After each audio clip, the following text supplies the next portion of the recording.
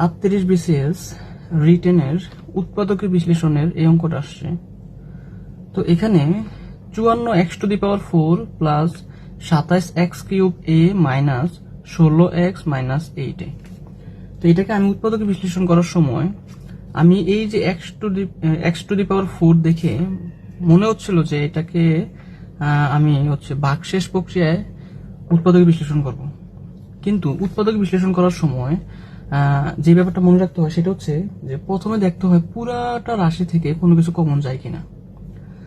এই পুরোটুকু রাশি থেকে যদি কোনো কিছু কমন যায় প্রথমে কমন নিতে হবে, তারপরে দেখতে হবে কোনো সূত্র প্রয়োগ করা যায় কিনা।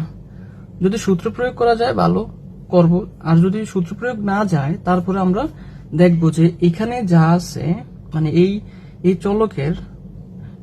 চলকের পাওয়ার যা আছে তারপরে চলকের পাওয়ার কি তার অর্ধেক কিনা। মানে ওই যে মিডল টার্মের যে রূপটা আছে এইরকম যে x² প্লাস 5x প্লাস 6, এই যে এটার পাওয়ারটা যত হবে এরপরের পাওয়ারটা তার অর্ধেক হয়, এরকম আছে কিনা। যদি থাকে আমরা মিডল টার্ম চিন্তা করব, তারপর দেখবো মিডল টার্ম হয় কিনা।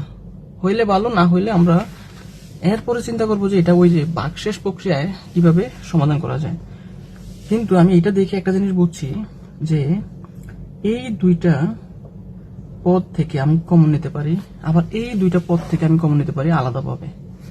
তো এখান থেকে কমন নিব আমি, কি কমন যায় 54 আছে 27 আছে, তাহলে এখান থেকে আমি 27 প্রথমে সহগ থেকে কমন নিলাম, 27 কমন নিলাম।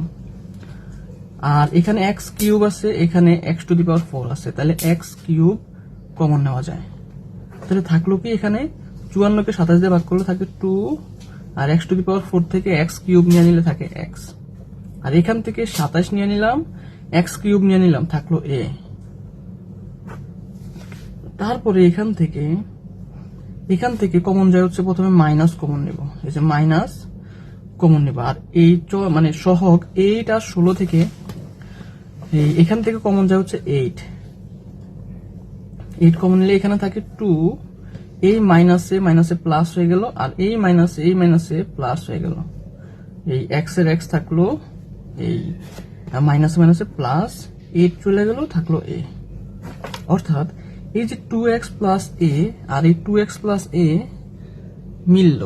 যদি কমন নেওয়ার পরে এখানে না মিলতো তাহলে কিন্তু আমি ভাগশেষ প্রক্রিয়ায় উৎপাদক বিশ্লেষণ করতাম। যাক, মিলে গেছে, সহজ হয়েছে।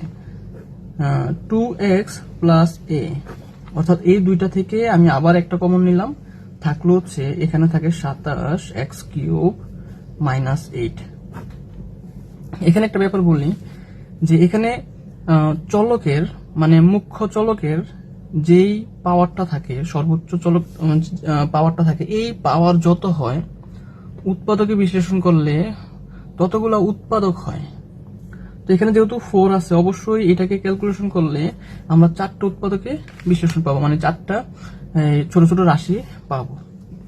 তাহলে এই 2x প্লাস a থাকলো।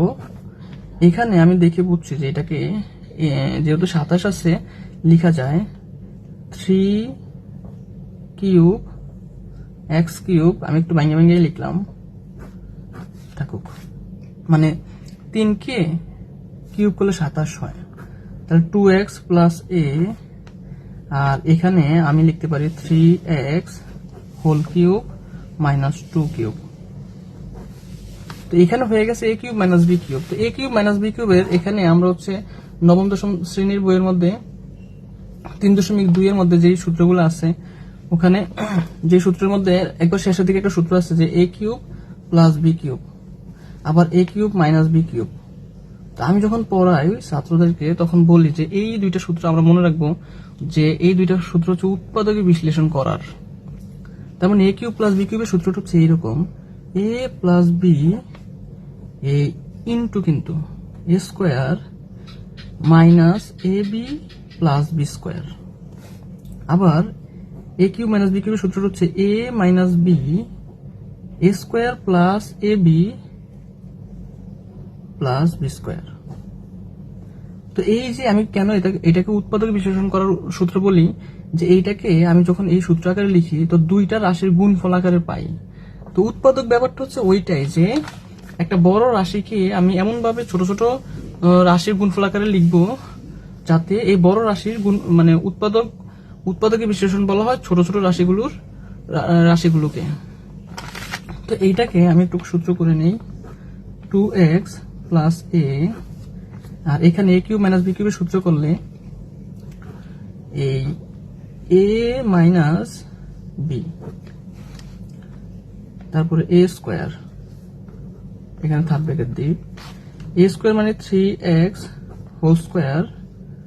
ওই যে এই মাইনাসের ক্ষেত্রে কিন্তু এখানে শুধু মাইনাস হয়, বাকি সব জায়গায় প্লাস হয়। তো a square plus a b, এই যে a b plus b square, এই থার্ড ব্র্যাকেট দিলাম, থাকলো 2x প্লাস a। এখানে আমি যদি কাজ করে নিই, লিখে ফেলি সরাসরি, 3x মাইনাস 2 থাকলো, এখানে 3 3 9 x স্কোয়ার, 3 2 6 x প্লাস 4। আমি এই একটা উৎপাদক পাইলাম, এই একটা পাইলাম, আর এখানে আরেকটা উৎপাদক পাইলাম। এটা দেখে বুঝতেছি 9x square plus 6x plus 4।